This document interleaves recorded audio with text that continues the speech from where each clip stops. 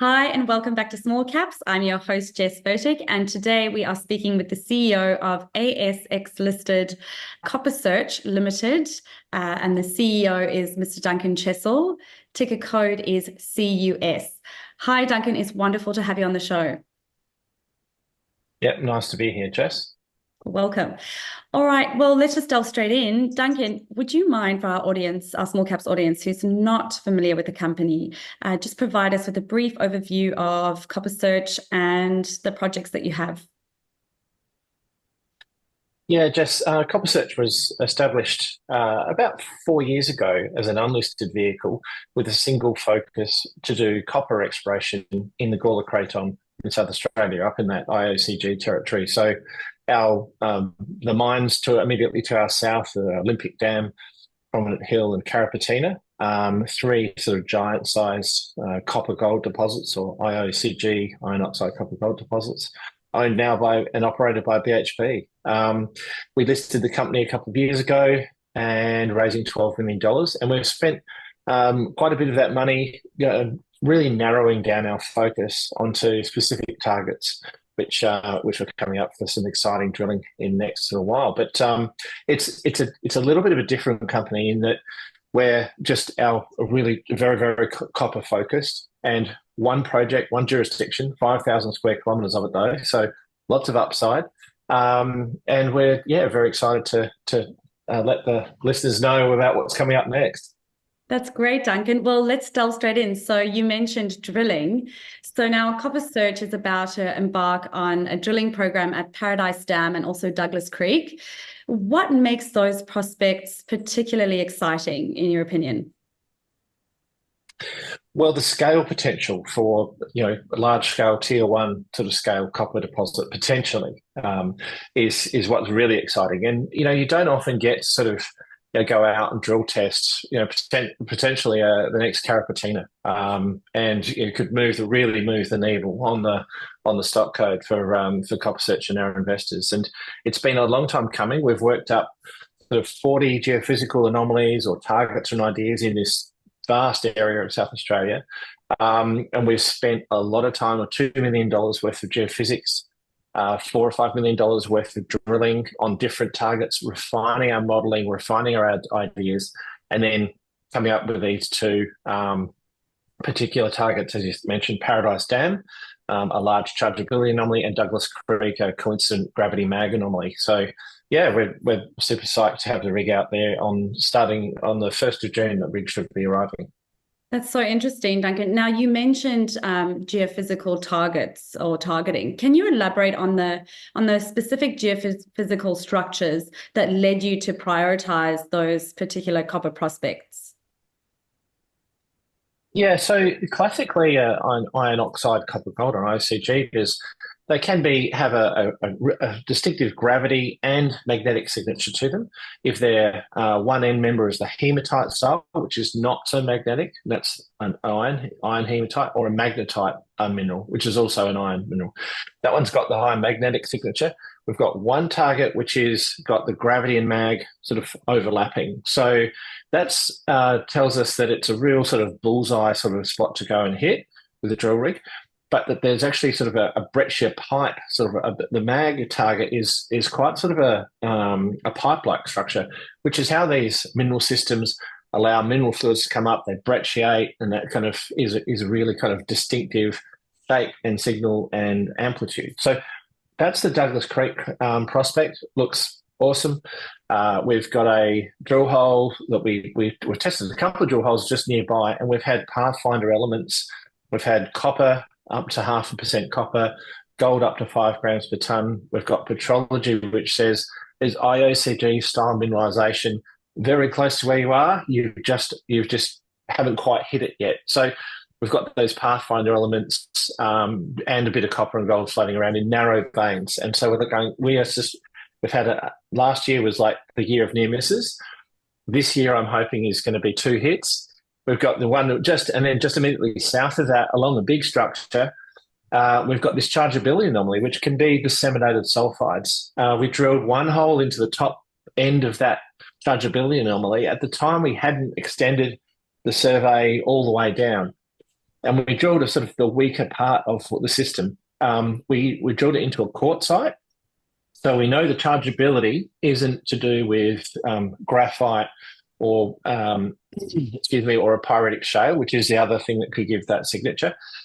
It's probably a metal sulfide, whether it's iron sulfide or copper sulfides remains to be seen. We saw traces of copper in that hole just to the north, and this big, 3 kilometers long structure that's got this amazing chargeability anomaly is just screaming out to be drilled. And we've had various people. I've got texts from general manager exploration of various major companies, so saying, "Oh, we're keeping an eye on this one. Good luck with the drilling." So a lot of eyes on it because it is that potential, tier 1 target, and not many companies get a chance to go out and drill test 2 within a 6-week program that's due to start on the 1st of June. So super exciting. It certainly sounds really exciting, Duncan, and having that 3 potential strike in sort of a scale potential and in a very, very favorable commodity at the moment of copper certainly doesn't surprise one that you've got some majors and strategics sort of sniffing around and watching. Right now, just Duncan, just sort of shifting a little bit to more of an ESG focus at your project. So the Douglas Creek project in particular involved some consultation with traditional owners of the land. Can you share how Copper Search approached that engagement and also the importance of that to the company?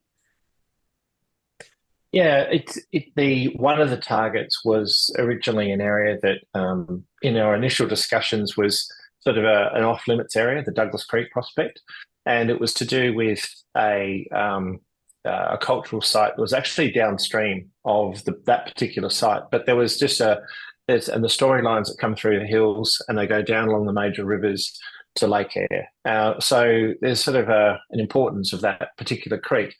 We weren't actually didn't want to drill in the creek, it was just near the creek. And so I guess initially when we just first got to learn the traditional owners, the Arabana, they were a bit hesitant to sort of, just go carte blanche, drill wherever, we don't care. They've got a lot of connection to the land. The Arabana and the storylines are one of the strongest held and best recorded because of the original Garn line, actually, and the people used to live along those different stations up until the 80s, until that Garn line was shut and the new Garn was put in, the train line up to Alice Springs.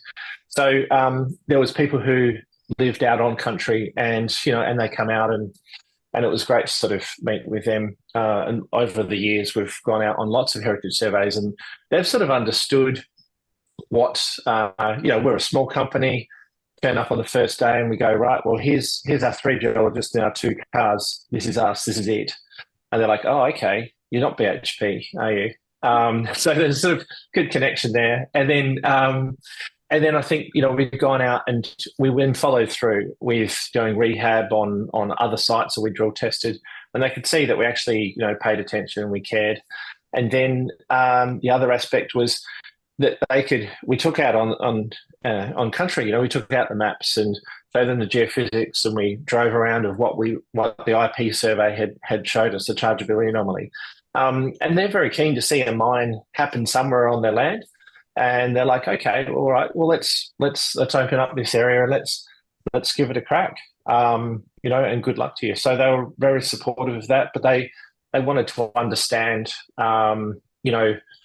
what it was all about, and was it worth go to drill there in a site that sort of has some significance on the river nearby, but not right where we're going to drill. So that was how it played out.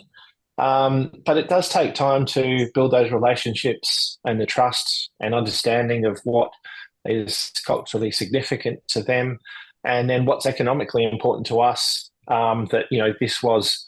We've done a lot of work. We've spent millions of dollars working it up to this spot. We've got pathfinder elements. We've drilled holes where we're very keen on this area, and they could see that. And so I think they're quite excited to see the results as well. Oh, that's so fantastic, Duncan. It sounds like the company's really engaged in some meaningful, community work to get that sort of level of support from those traditional owners, which is fantastic. if it can be mutually beneficial for everyone, that's a win-win, right? So fantastic. Yeah, Now, absolutely. yeah. So Duncan, I know that Copper Search, so we know that Copper Search has a focus on copper, but is there any potential for the drilling program that you have lined up to uncover other important minerals? Look, the particular drill program, these targets are, they're usually copper and gold associated. So in an IOCG system, so there's potential for there to be some gold associated with it. There is also a program we're just running at the moment where we're taking some stream sediment samples on one of the tenements to the north, Mount Denison area, which is prospective for gold. We went up there and had assessed some of the old copper workings and looked at some of the old results around there and said, oh, hang on a second, there might be a little bit of a gold story going on here that people haven't really understood before. So we're having a bit of a look at that. And we're also, now that we're sort of a few years into the project, apart from just being a really strong IOCG focus or copper focus, we're now sort of doing that desktop review of other elements or other minerals. What else is the area prospective for? And we haven't completed that review yet, but certainly, it's one of those things you've got to sort of take a wider view and make sure that you don't sort of miss out on, another deposit style because you were so focused on IOCGs, and they've got a distinctive gravity magnetic signature. Other mineral systems don't look like that at all, so you can sort of walk straight past it. So we're making sure we don't do that over the next few months, and we'll put out some news of those findings as they come to hand. Yeah, that's great, Duncan. And it sounds like the two commodities that you are focused on at the moment, copper and gold, I mean, they're very much both in favor at the moment, particularly with the higher gold price, as we know. So definitely a great start, for sure. Mm. So the company is very well funded. What are your expectations in terms of the timeline and the milestones that you need to, or that the market can expect to see come out from your drilling programs, given the company is well funded? Yeah, look, we've got certainly, we'll drill test these two prospects, and then either success on either of those, I think, would see a significant re-rate on the company. And then, there would be then a need to sort of go back and drill additional holes, or if we're quite successful, as we'll just leave the rig there and keep drilling. But look, we've certainly, I said 2.6 in the quarterly. This program will cost us a little bit under $1 million, so about 0.8. So that'll give us enough funds in the bank to sort of go and fully test these two prospects, and then we'll kind of decide on what to do next. We'll also have probably within the next couple of months, we should have some results from the Mount Denison area where we're doing some surface geochem programs. And that'll give us a little bit of a look at what we want, whether we want to, lean in on that at all, or whether we'll just stay focused in the south.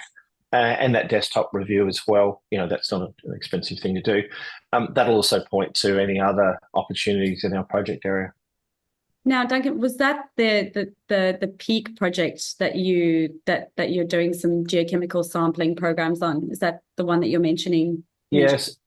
Yeah. Sorry. So the overall project is called the Peake project, and then up in the northern part of it is the Mount Denison tenement, and so that's a little bit. It's probably about 50 k's away from where we're drilling right now. But there's certainly some interesting signs of its potential for gold up there. Yeah, brilliant. Okay, fantastic, Duncan. Well, I have one final question for you today, and that is, can you provide our small caps audience with just 2 or 3 key investment takeaways as to why the company should be on their stock watch list?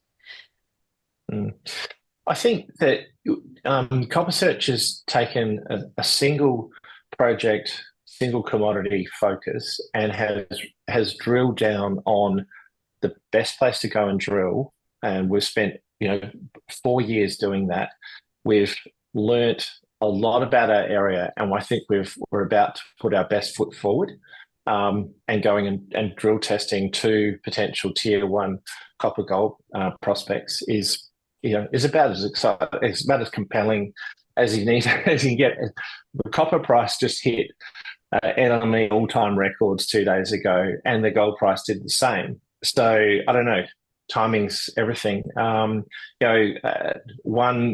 whiff of success on this, and I think it could be a good place to be. Yeah, fantastic. Well, right timing. We've just got to work out if it's the right place. And obviously, you're looking at other commodities, but you're in the right commodity as well. So very, very exciting, Duncan. Really looking forward to seeing what you guys or how your exploration program pans out in the next couple of months, and hopefully have you back on the show to talk about some strong assay results. Yeah. Well, fingers crossed. Let's go and put the truth stick in the ground and see what happens. So, look, thanks very much for your time, Jess, and thanks very much for Small Caps audience for listening. Great. Thanks, Duncan, and good luck.